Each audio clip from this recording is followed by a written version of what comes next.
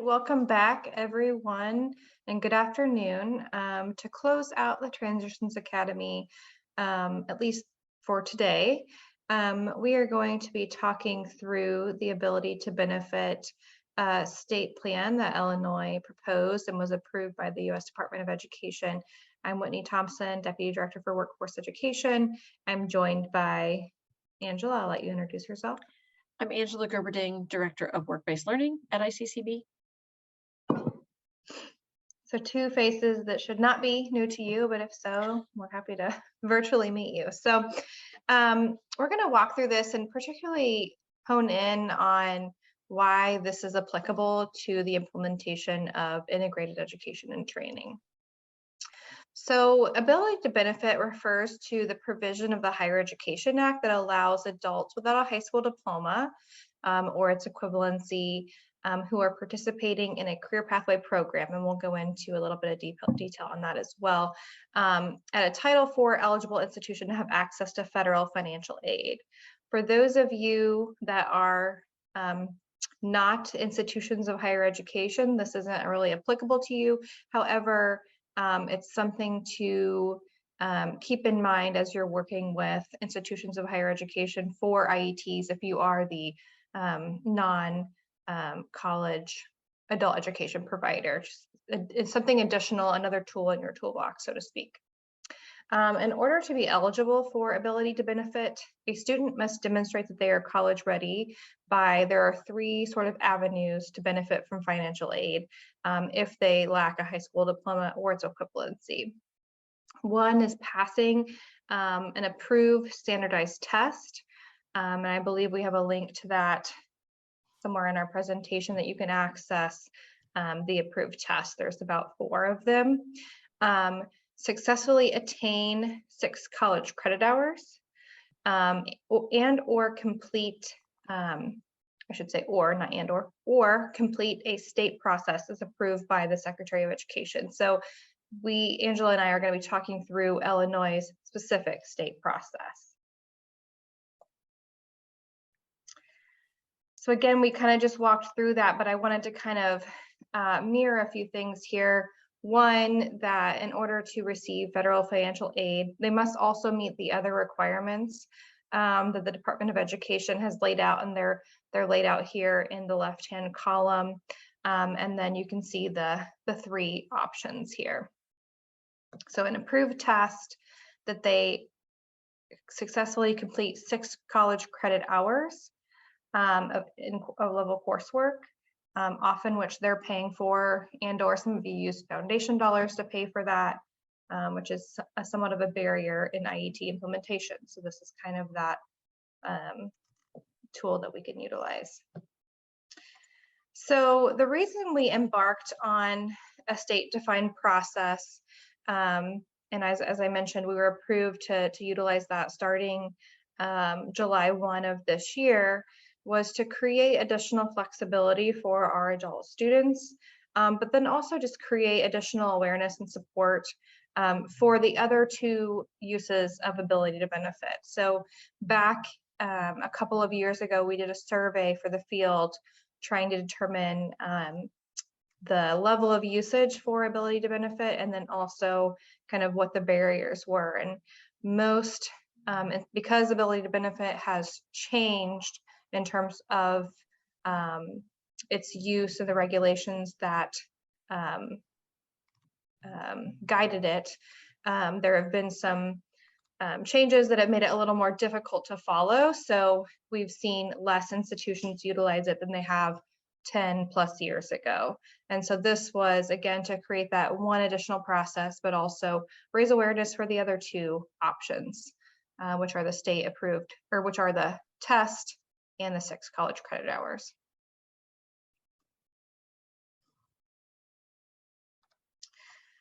Through that survey, it was determined there were lots of barriers to ability to benefit use as is without the state plan that we've now have approved.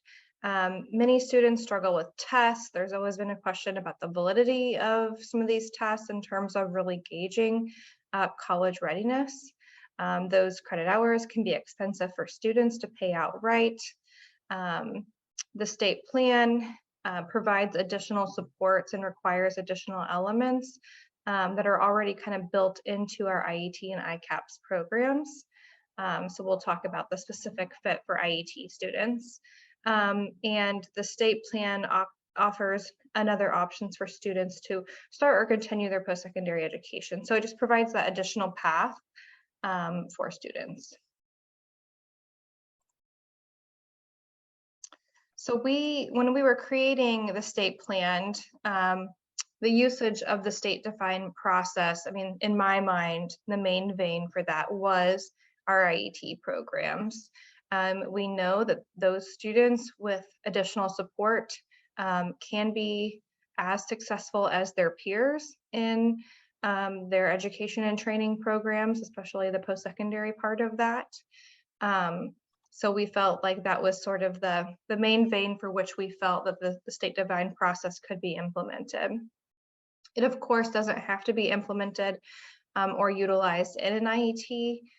There are students who, don't have to necessarily complete the high school equivalency component of their training, but we feel that the IET is the best way for that. And it can help pay for those, again, those beginning 6 credit hours that traditionally we're using foundation funds or other dollars to help pay for.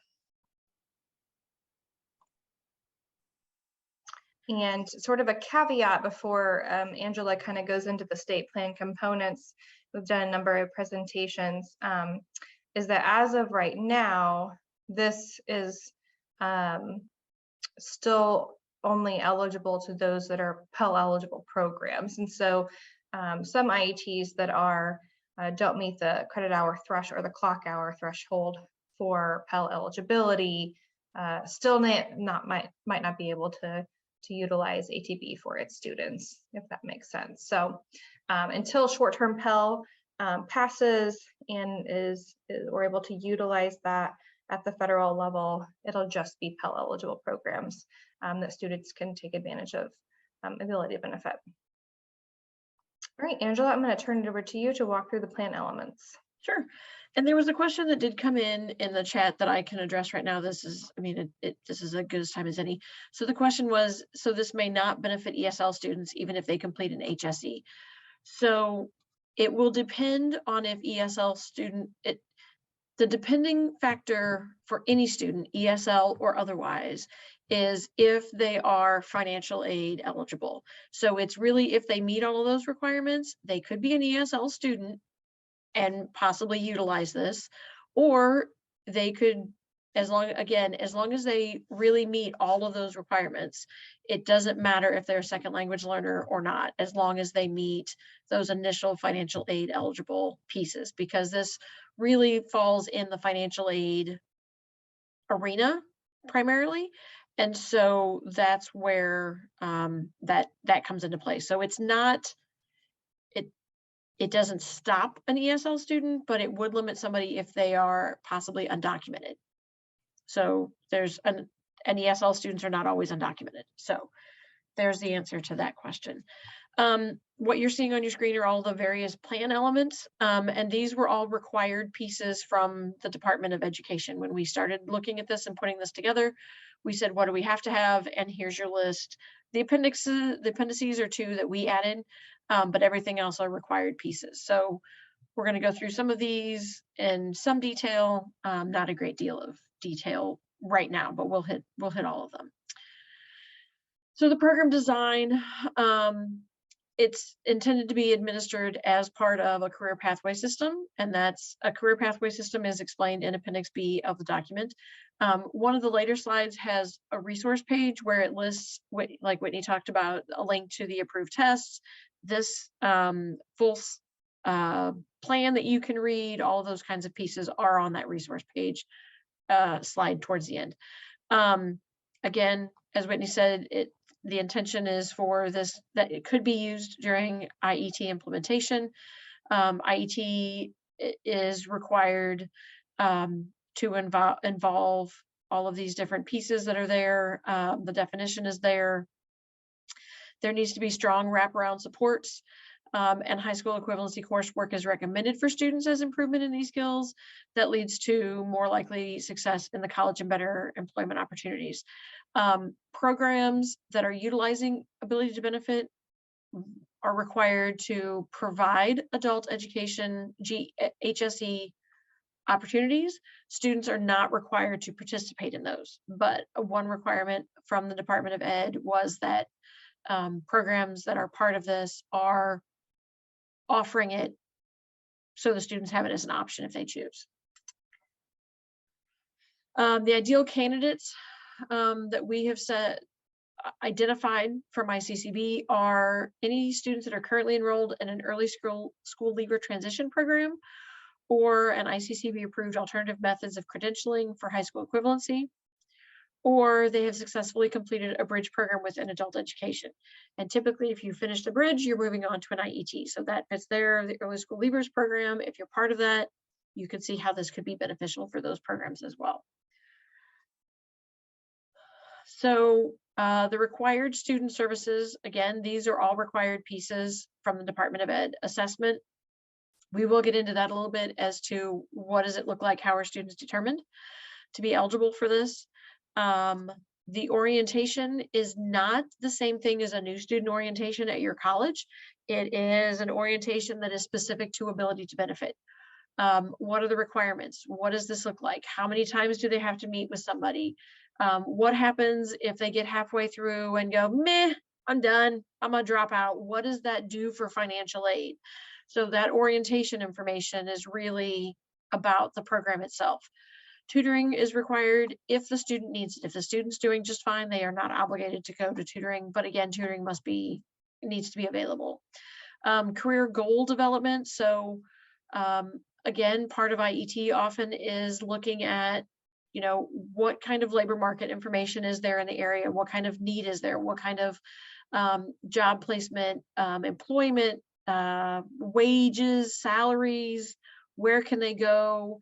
So their goal is, you know, their career goal development piece is working on setting up, how long is this going to take me to get to this certificate? How long do I need to get from the certificate? You know, if I'm going to do a CNA and then I want to do an LPN and then I want to do an RN, how long does that take in schooling time? And then, oh yeah, life happens. So how long is that realistically going to take me? That's where that career goal development comes into play. Counseling could be career counseling, could be academic counseling, could be general life counseling. They need help with housing.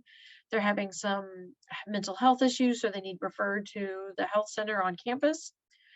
And then the follow-up piece is really after they've completed and are you checking back in with them? You know, they've completed their IET.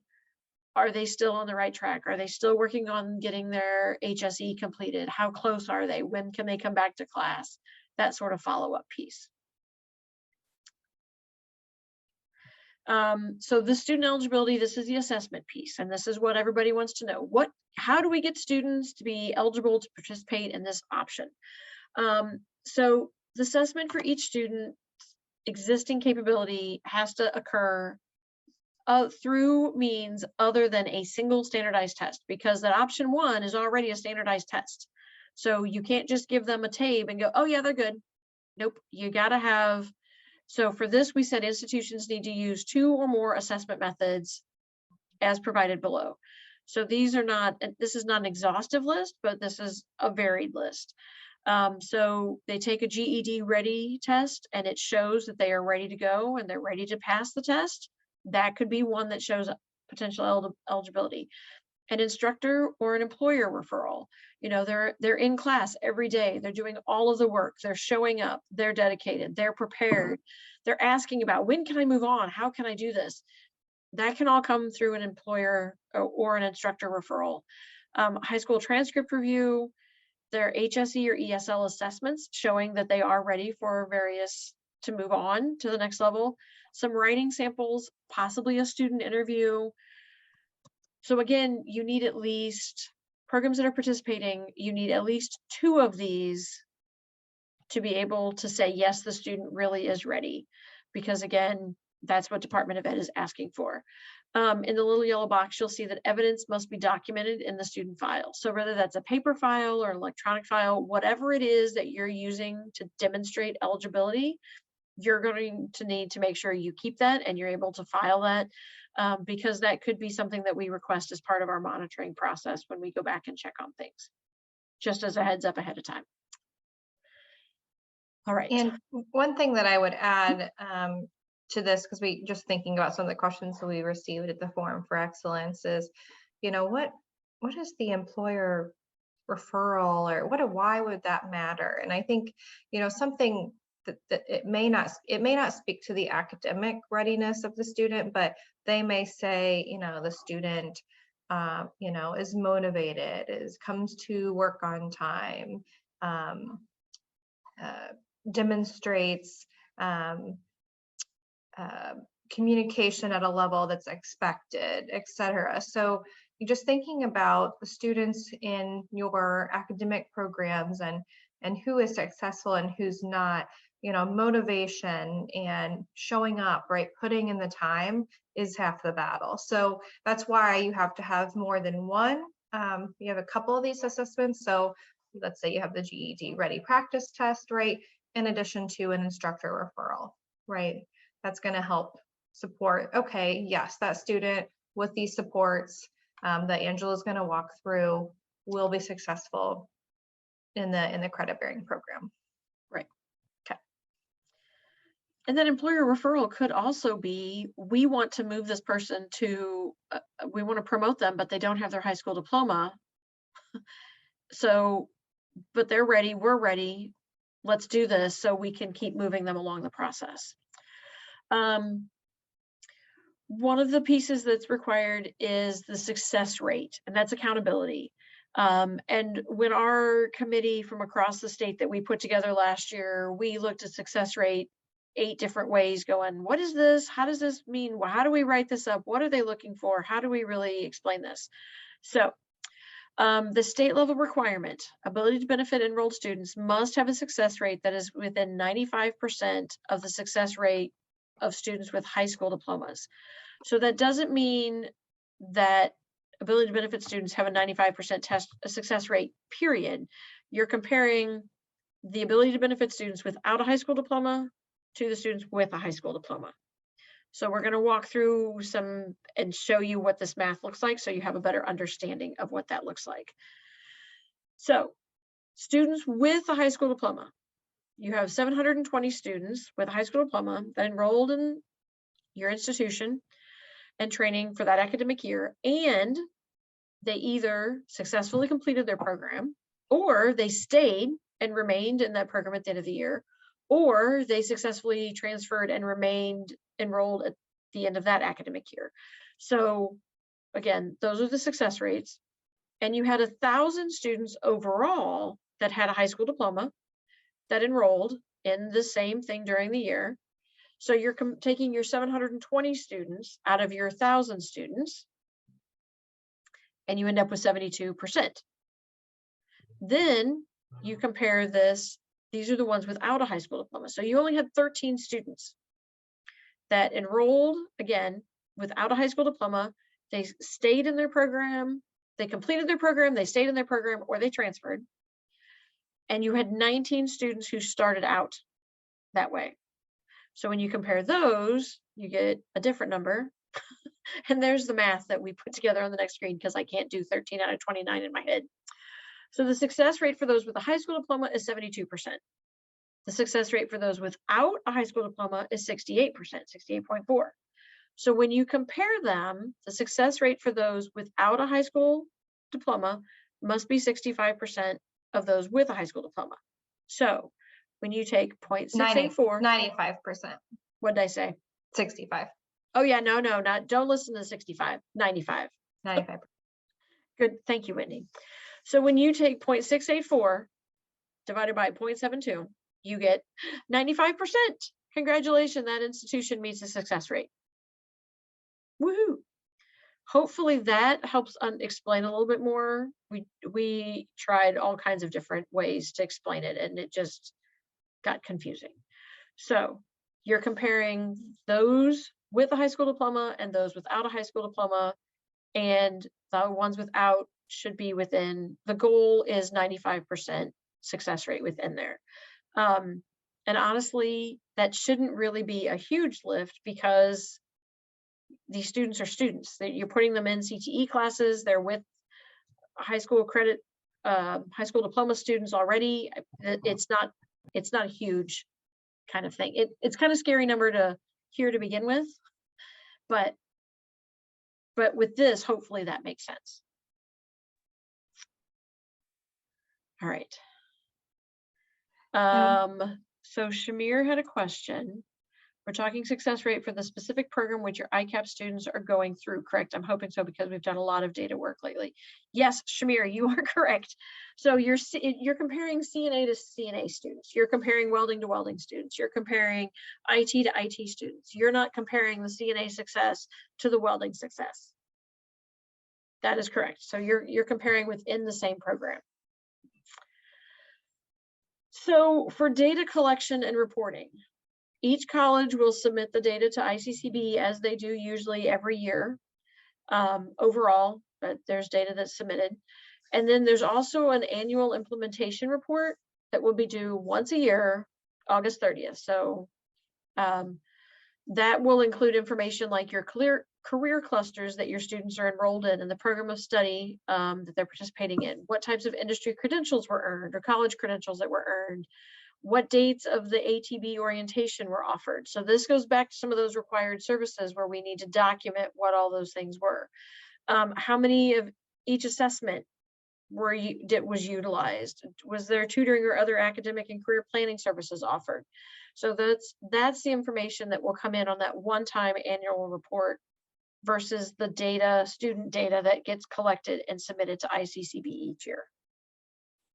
Yeah, and some of you may be thinking, like, how am I going to track all this data? Well, we took out of the slides for this presentation, because we wanted to focus specifically on the program design, is that there's a new MIS element that you can identify whether a student is an ATB student or not. And so we're going to be able to look at that data. So there's no additional student data that you have to submit.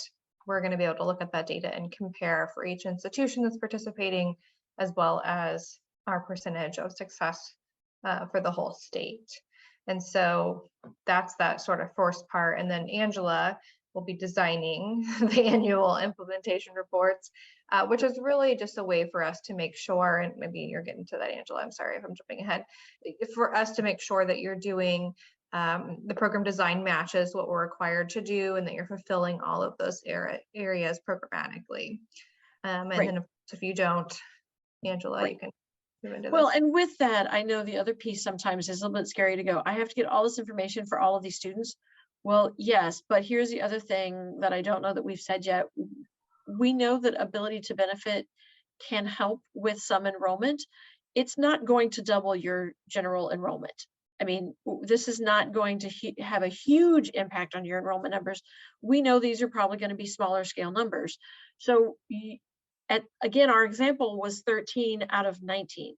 So what you're really reporting is 13 students' information. So while that may look a little bit daunting to begin with, keep that in mind, that we're probably not talking about thousands of students that you're reporting information on. Okay, so to Whitney's point, what happens if you don't? You turn in reports, they're kind of, not as, your success rates aren't as high as we'd like, that sort of thing. So for monitoring, and again, these were all required pieces from Department of Ed. So monitoring, ICCB staff, i.e. me, will be reviewing reports annually.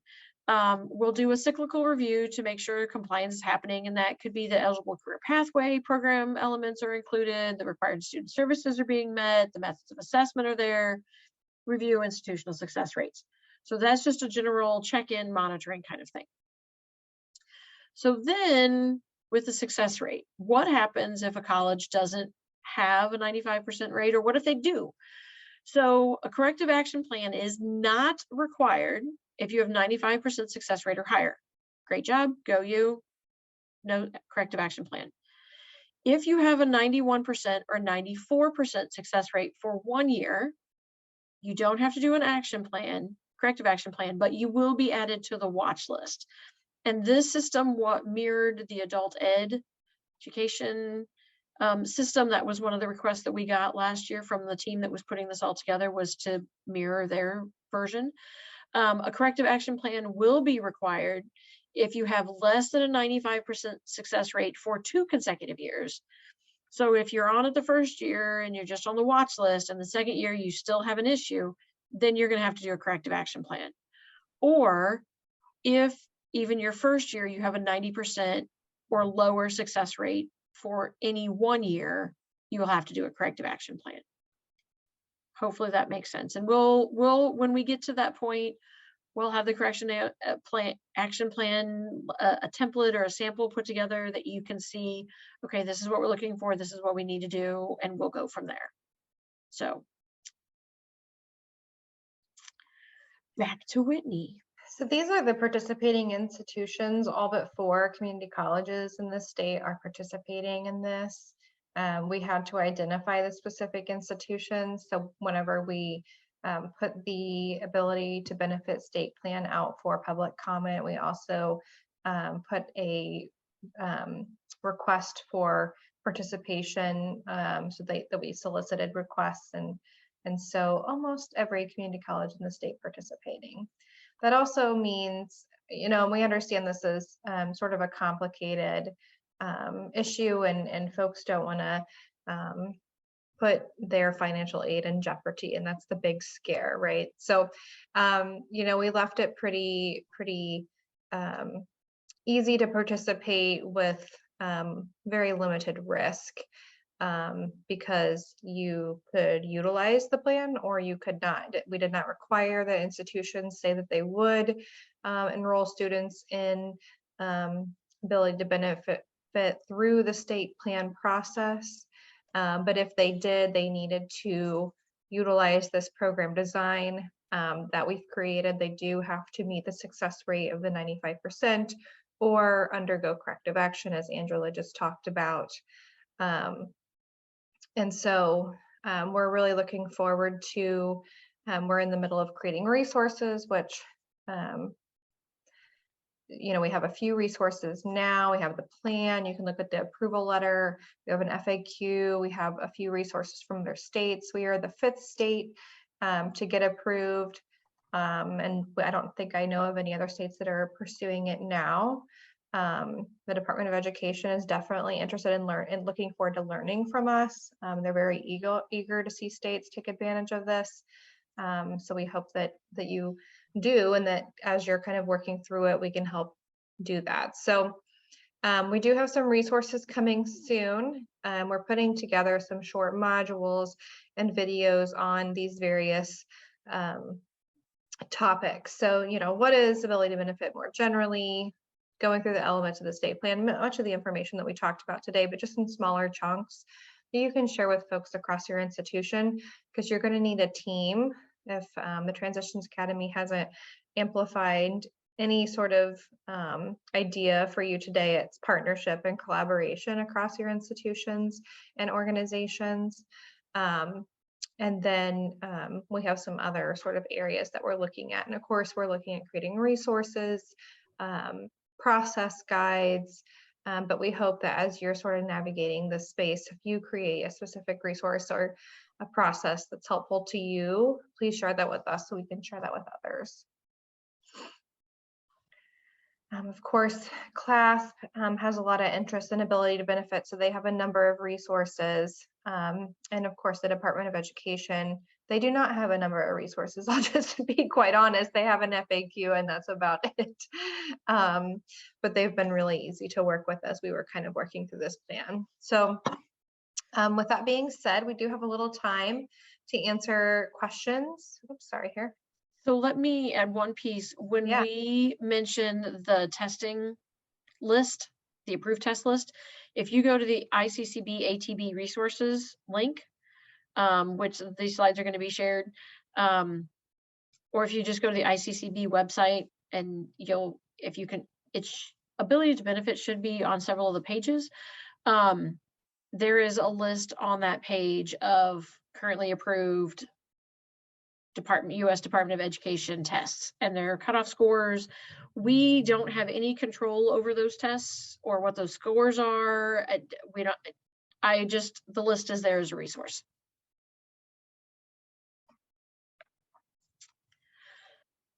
So, question. You can post your questions in the chat, or you may have the option to unmute yourself. I'm not quite sure. To ask them. We recognize that we've went through the full day too, so you guys are probably ready to steal some time back. As Whitney said, even if you saw your college's name on that list, it does not mean that you are obligated to serve ability to benefit students.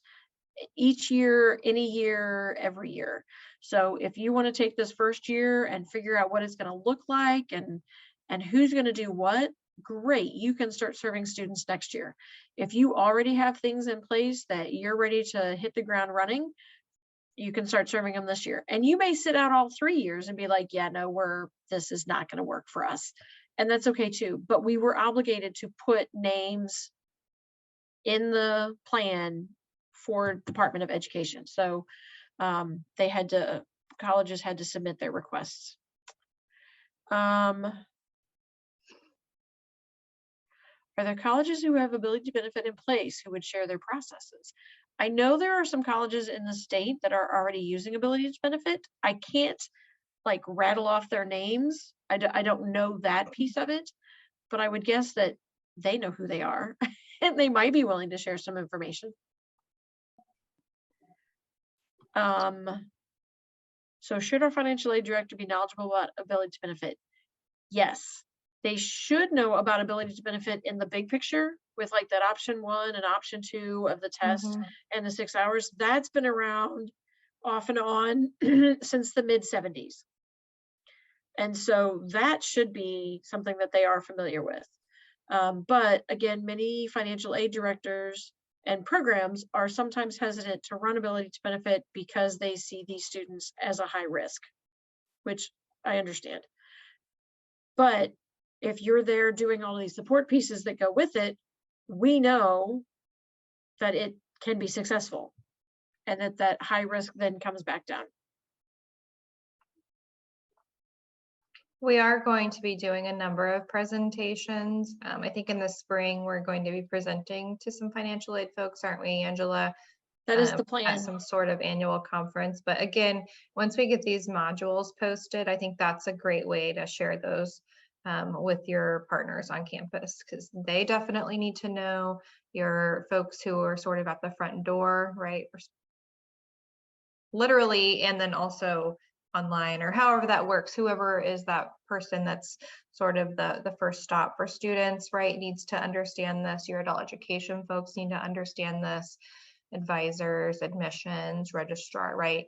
Everyone needs to be a part of this. And as well as, because you have to code these students as ATB, right? So institutional research, it takes a team. Right.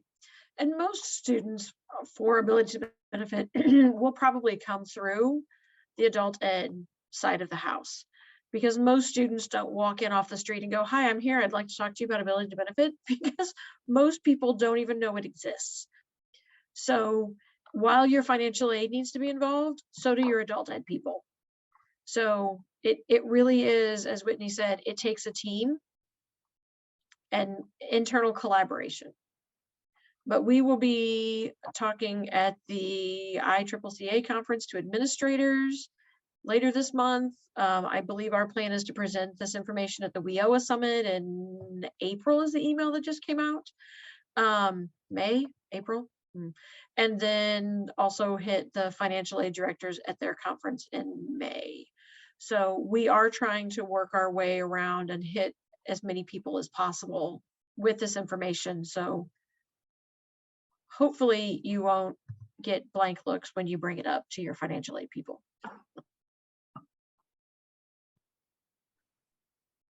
Well, thank you so much. Amy, Sarah, any closing comments?